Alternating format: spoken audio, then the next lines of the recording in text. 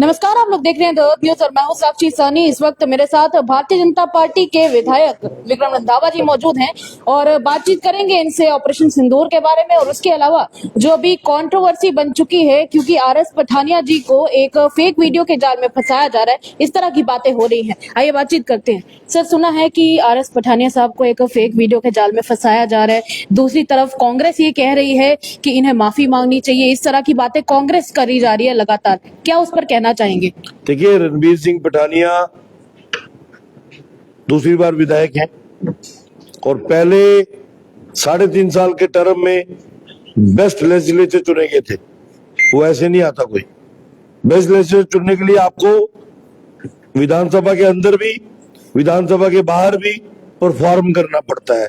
लोगों के बीच में अपनी एक अच्छी छवि को उजागर करना पड़ता है, जिसका सर्वे होता है और सर्वे रिपोर्ट में आता है कि इसका लोगों के साथ अच्छा है, तभी वो बेस्ट लेजिस्लेचर चुने गए थे। बाकी वो सारी डोगरी याद है, साई है के मजा नहीं मरती है।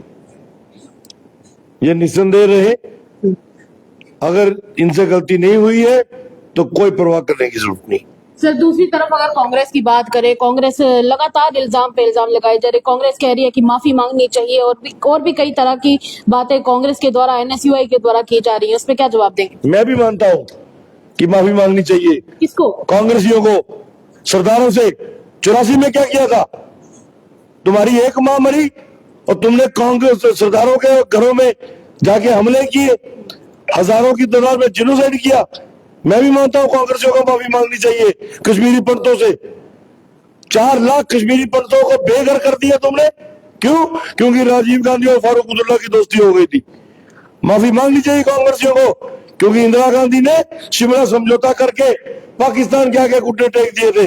माफी मांगनी चाहिए कांग्रेसियों को। जवाहरलाल नेहरू का सत्यानाश हुआ था कि पीओजे का गठन हुआ और पीओजे के बना, क्योंकि थाली में डाल के जमीन दे दी, चाइना को भी दे दी, पाकिस्तान को भी दे दी, और किसी को माफी मांगने की जरूरत नहीं है। अब की बार तो हम लोग पीओजे को लेने की तैयारी में हैं। और अगर बात करें राजनाथ सिंह जी की, तो उन्होंने भी कहा है कि ये सिर्फ एक अभी ट्रेलर था ऑपरेशन सिंदूर के बारे में। उन्होंने कहा कि पिक्चर अभी बाकी है।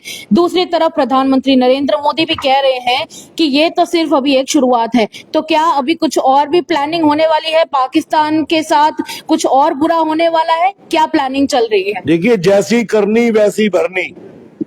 जिसका जन्म होता है उसकी मृत्यु होती है, ये पक्की बात है। पाकिस्तान है नहीं, पाकिस्तान का जन्म हुआ है। पाकिस्तान हमारे भी से हुआ है, जन्म हुआ है, अर्थात उसकी मृत्यु पक्की है।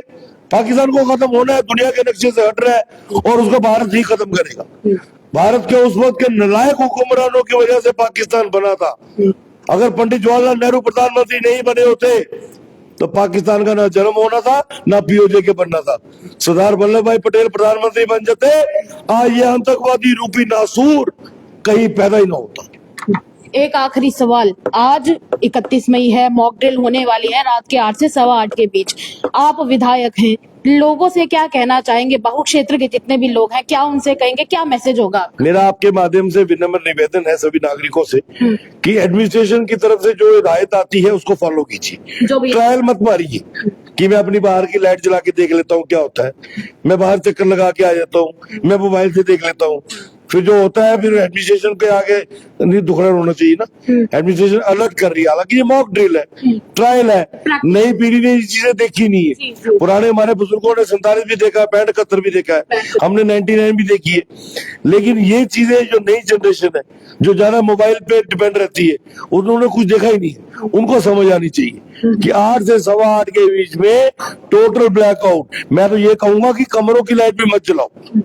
ये नहीं कि पर्दा आगे कर लिया तो अंदर सिनेमा चलता रहे, नहीं, मत जलाओ लाइट। बैठो आराम से 15 मिनट मोबाइल बंद करके आराम से निद्रा में मोदी जी का जाप करो। मोदी जी का जाप करें? क्यों? मोदी जी तो प्रधानमंत्री हैं, भगवान थोड़ी है। प्रधानमंत्री इस वक्त जिस तरीके से देश को चला रहे हैं ना, ये कोई ईश्वर की कृपा है। प्रधानमंत्री नरेंद्र मोदी जी पर ईश्वर की कृपा है। हाँ, आप ये देखो उन्होंने देश को कहाँ पहुंचाया है। ये भगवान की कृपा हम सनातनियों पे है, प्रधानमंत्री जी पे है। जितनी कुशलता से वो देश को चला रहे हैं, उस संकट में जब जो आवाज पाकिस्तान से निकलती है वही कांग्रेसी भी छोड़ते हैं। देश के अंदर दुश्मन बैठा है, देश के अंदर दुश्मन बैठा है। पाकिस्तानी वहां भी है, पाकिस्तानी हिंदुस्तान में भी है। उसके बावजूद भी कितनी पेशेंस और कुशलता के साथ प्रधानमंत्री जी देश को चला रहे हैं, ये कोई छोटी बात नहीं है, ये ईश्वर की कृपा है। इसलिए प्रधानमंत्री जी का जाप करने में भी कोई गुरेज नहीं होना चाहिए। चलिए, बहुत बहुत धन्यवाद बातचीत करने के लिए। ये थे बाहू के एमएलए और विक्रम रंधावा जी ने एक बात तो कह दी है कि जब मॉक ड्रिल चल रही हो उस दौरान आपको अथॉरिटीज के साथ जितना हो सके उतना ज्यादा कोऑपरेट करना है। चलिए, आने वाले समय में इसके ऊपर क्या होता है। और दूसरी तरफ ऑपरेशन सिंदूर, अभी ट्रेलर था, पिक्चर अभी बाकी है, इस तरह की बात राजनाथ सिंह जी ने की थी। आने वाले समय में इस पर भी क्या होगा वो भी समय समय पर आपके साथ जरूर शेयर करेंगे। पर तब तक के लिए मुझे और मेरे सहयोगी सेवाराम को दीजिएगा इजाजत। तब तक के लिए सत्यमेव जयते।